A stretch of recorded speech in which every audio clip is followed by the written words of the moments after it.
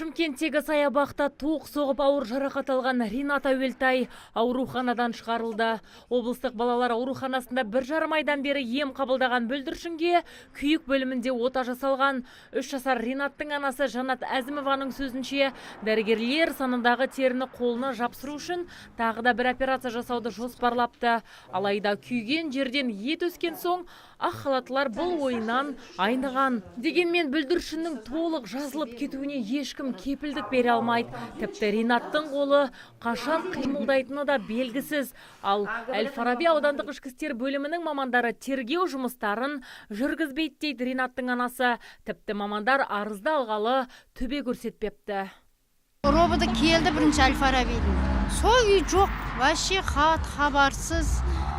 Вообще іздемеді бізді. Білмеймін, вообще мына жерде күйіп қалғандарды кеп іздеп жатыр бәрін, бізге вообще хабар жоқ.